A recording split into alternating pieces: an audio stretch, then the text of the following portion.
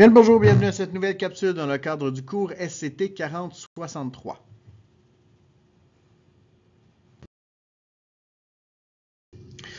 Aujourd'hui au programme, on reprend l'ordre normal de notre livre, ce qui veut dire qu'on va passer au dossier 3 et plus précisément sur la section 3.1 qui porte sur les liaisons et les guidages dans les objets techniques.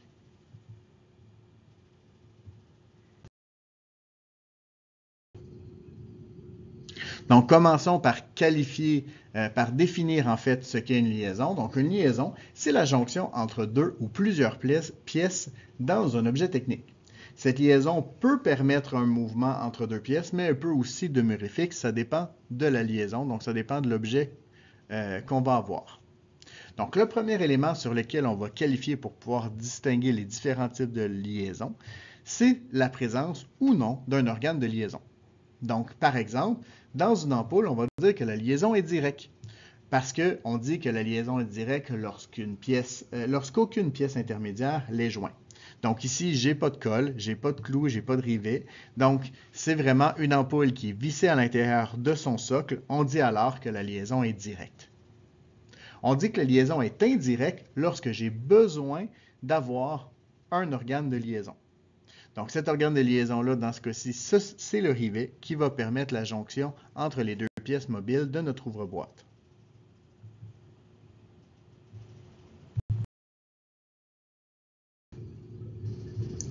Le deuxième élément qu'on va évaluer pour pouvoir distinguer les différents types de liaisons, c'est le fait que ces liaisons-là soient démontables ou indémontables. Donc, on dit que la liaison est démontable si on peut séparer les pièces sans les briser. On va parler, par exemple, d'une vis ou du bouchon d'une bouteille. Donc, on est capable de désassembler facilement sans rien briser. On dit que la liaison est indémontable si on doit, au contraire, briser les pièces ou l'organe de liaison pour séparer les différentes pièces. Donc, par exemple, si on utilise un rivet, de la colle ou certains encastrements, on n'est pas capable de séparer les pièces sans les briser.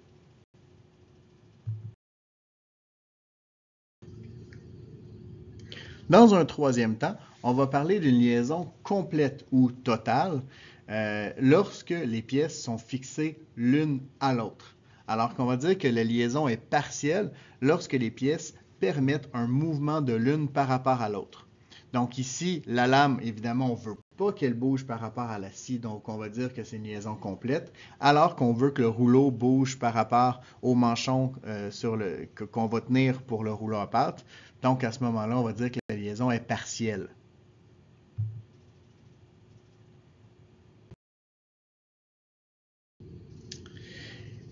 Et finalement, le quatrième aspect sur lequel on va évaluer une liaison, c'est sur l'aspect de rappel. Est-ce que j'ai un mouvement de rappel? Donc, par exemple, lorsque la pièce ne permet pas un mouvement de rappel, le couteau, par exemple, à lame rétractable, à ce moment-là, on va dire que la liaison, elle est rigide. Alors qu'on va dire qu'elle est élastique lorsque j'ai un mouvement de rappel, comme le bouchon, par exemple, sur ma bouteille de gaz comprimé. Donc, lorsque je vais peser dessus, si je le lâche, eh bien, il va revenir à sa position initiale. Généralement, on va utiliser ce mouvement de rappel-là avec un ressort ou un élastique pour nous permettre justement de revenir à notre position initiale lorsque la contrainte est retirée.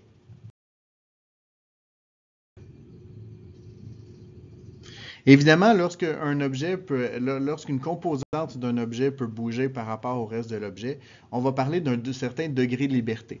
Le degré de liberté, c'est le type et l'amplitude de mouvement qu'une pièce peut faire dans un appareil donné. Par exemple, lorsque je parle du curseur de la balance, donc le petit élément qui va me permettre de prendre ma mesure, eh bien, au niveau du type de mouvement, ça va être une translation qui est selon l'axe des X. Donc, je vais être capable de le déplacer de gauche à droite. La notation, c'est le symbole que vous voyez.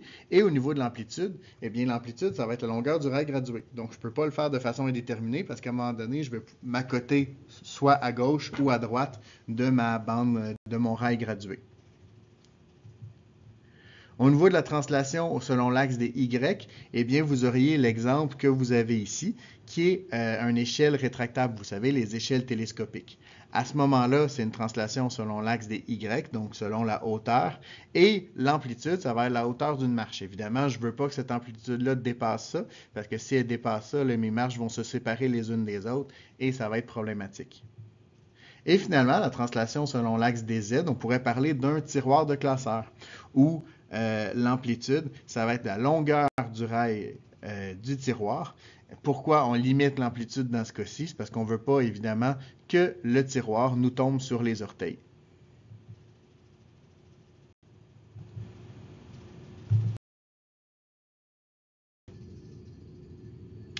On peut aussi avoir un degré de liberté en rotation.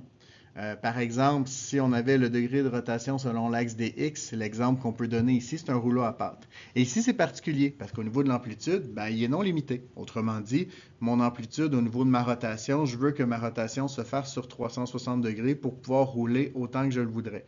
Par contre, je vais quand même avoir un degré de liberté fixe qui est seulement en rotation parce que je ne veux pas avoir la translation. Je ne veux pas que mon rouleau à pâte se mette à se tasser de gauche à droite et que finalement mes manchons débarquent, ce qui est très désagréable. Croyez-moi, le mien fait ça à la maison. Ensuite, au niveau de la rotation selon l'axe des Y, on peut parler par exemple d'une porte où je vais avoir environ une centaine de degrés d'amplitude. Pourquoi? Ben, je veux pas, ma porte ne sera pas capable de faire un 360 degrés sur elle-même. Elle va vraiment tourner autour des pentures jusqu'à temps qu'elle atteigne le mur. Et finalement, au niveau des boutons de la radio, ben, je vais avoir une rotation selon l'axe des Z. Donc, l'axe de rotation est vers moi. À ce moment-là, j'ai encore généralement non limité, bien qu'il y a certaines vieilles radios que je vais avoir une limite au niveau de mon amplitude parce que je ne pourrais pas le tourner sur 360 degrés. Mais actuellement, les radios, la plupart des radios, les boutons permettent une rotation qui est non limitée. Donc, je vais pouvoir tourner toujours sans avoir aucune limitation au niveau de ma rotation.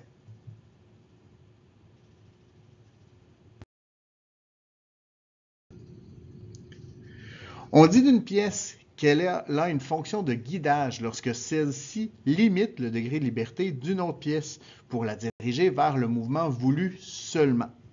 Donc, par exemple, dans notre couteau à lame rétractable que nous avons utilisé plus tôt, eh bien, c'est un guidage en translation. Donc, ici, l'organe de guidage, c'est le boîtier du couteau à lame rétractable et vous voyez le symbole qui va être utilisé dans ce cas-ci. Donc, c'est ce qui va nous permettre de limiter le mouvement de la lame pour pas que la lame se mette à tourner, ce qui ne serait pas très pratique pour faire nos coupes. Lorsqu'on parle d'un guidage en rotation, comme par exemple le rivet central de notre ouvre-boîte manuel, eh bien, vous allez avoir le mouvement que vous voyez au bout. Et lorsqu'on parle d'un guidage hélicoïdal, à ce moment-là, ça va être comme le socle d'une ampoule, où est-ce qu'une rotation implique nécessairement une translation.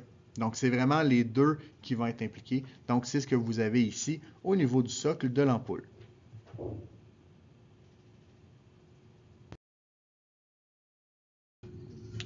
L'adhérence, c'est lorsque deux pièces ont de la difficulté à bouger l'une par rapport à l'autre. L'adhérence est parfois souhaitable. Par exemple, les pneus sur la chaussée, on ne veut pas que ça glisse parce qu'on veut avoir un contrôle sur notre véhicule. Par contre, il l'est parfois pas du tout. Donc, par exemple, les composantes mécaniques d'une voiture, on ne veut pas qu'ils frottent les unes sur les autres pour causer une usure ou un dégagement de chaleur ou une usure prématurée de ces différentes pièces. Donc, les facteurs qui vont influencer l'adhérence, il y a évidemment la nature des matériaux. On sait qu'il y a des matériaux qui vont avoir tendance naturellement à être plus glissants, comme la glace par exemple, ou des matériaux qui vont avoir tendance naturellement à être plus adhérents, comme le caoutchouc par exemple. On a un deuxième facteur qui est la présence d'un lubrifiant. Et là, je m'arrête un petit peu plus longtemps parce qu'il y a plus qu'un type de lubrifiant. Donc, on va avoir des lubrifiants qui sont solides, comme ce qu'on utilise dans le fond des poêles pour éviter justement que notre nourriture colle sur la poêle, qu'on appelle le téflon. On peut avoir des composantes qui sont semi-solides. Donc là, on parle de graisse qu'on va mettre, par exemple, sur certains objets, comme dans les engrenages de vélo. Et on va avoir des lubrifiants qui vont être liquides, comme l'huile en spray qu'on va mettre, les lubrifiants en spray, en fait, qu'on va mettre sur les pentures de porte pour éviter que celles-ci ne grincent. Ensuite, la température peut avoir aussi un impact sur l'adhérence. C'est la raison pourquoi on utilise des pneus d'hiver versus des pneus 4 saisons pour l'été. L'idée, en fait, c'est que si on utilise les pneus d'hiver pendant l'été, eh bien, l'adhérence va être trop grande. Les pneus vont s'user très rapidement et il va y avoir beaucoup trop de chaleur qui va être dégagée. Alors que si on utilise les pneus d'été pendant l'hiver, eh bien là, les pneus ont tendance à geler et ça va diminuer l'adhérence qu'on a besoin d'avoir sur la glace, ce qui veut dire que là, à ce moment-là, notre conduite va devenir beaucoup plus dangereuse. Et il y a évidemment l'état des surfaces. Donc, je reviens encore aux pneus. Si vous utilisez des pneus qu'on dit sur la fesse, autrement dit des pneus qui sont très usés, eh bien, évidemment, je vais avoir beaucoup moins d'adhérence. On le voit aussi au niveau du papier sablé. Comme vous le voyez ici sur l'image, le papier qui est très usé et qui est marqué va avoir beaucoup moins d'adhérence que le papier qui est neuf. Prochain élément, on parle de la force perpendiculaire au mouvement. Donc ici, si j'ai deux pièces de bois qui sont vraiment collées avec un étau, ça va être très difficile de les bouger l'une par rapport à l'autre, justement à cause de la force perpendiculaire qui est appliquée sur elles. On a aussi la surface de contact qui va avoir un impact, comme les pneus du fat bike versus les pneus de vélo de route l'été. Donc, plus la surface est grande, plus je vais avoir d'adhérence, donc plus je vais avoir de frottement.